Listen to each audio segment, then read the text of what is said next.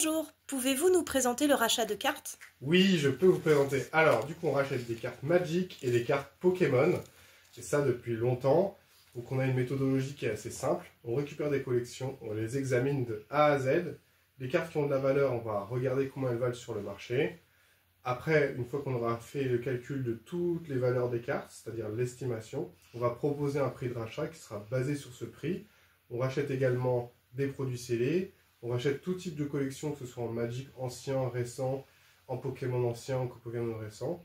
Tout nous intéresse, à condition qu'il y ait quand même un minimum de valeur, c'est-à-dire que si vous avez une centaine de cartes communes, on ne va pas le racheter. Et en plus, s'il y a de l'envoi, ça coûtera plus cher de faire les envois que de faire le rachat.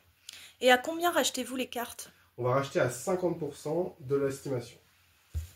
Après, un petit peu plus certains cas de figure quand il y a des cartes un peu plus intéressantes que d'autres, quand il y a des produits un peu différents, mais grosso modo, l'ordre de grandeur, c'est ça.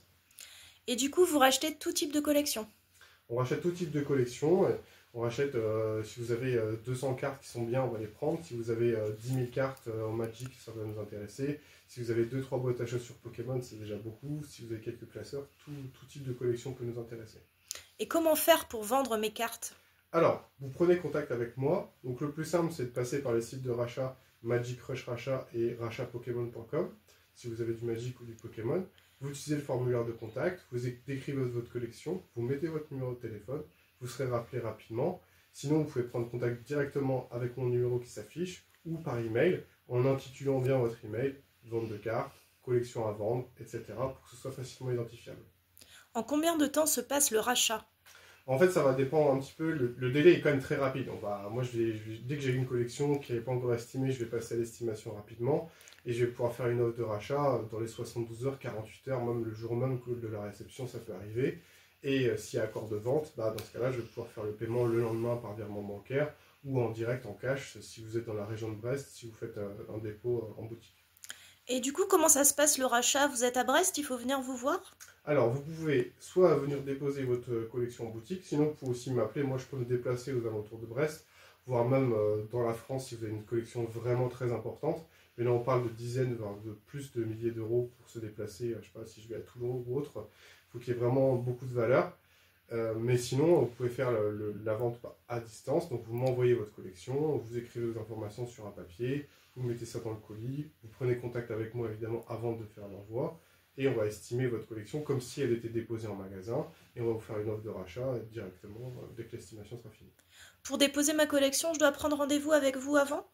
Oui, c'est mieux. Après, vous pouvez passer à la boutique, mais si jamais je ne suis pas là, c'est dommage. Donc autant prendre rendez-vous avant, c'est quand même mieux.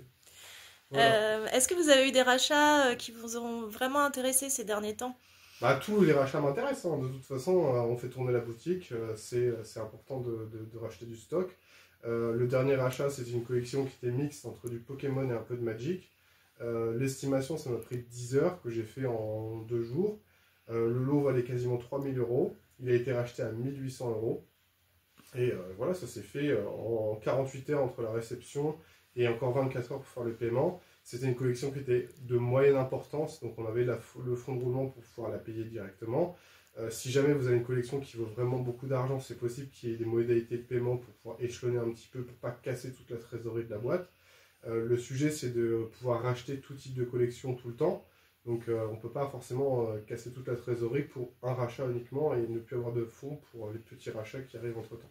Et du coup, l'estimation, elle se fait pas sur photo, elle se fait directement avec les cartes. Oui, donc on a besoin d'examiner physiquement les cartes, notamment dans Pokémon, mais c'est aussi vrai dans Magic et dans tout TCG.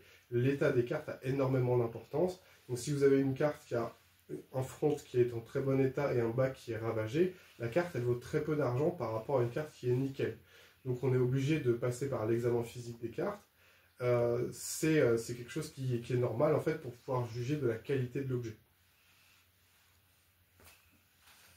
Bon petit mot pour moi, ça fait des années et des années que je suis dans les cartes, Magic depuis plus d'une dizaine d'années, Pokémon depuis 3-4 ans, j'ai monté des structures, etc.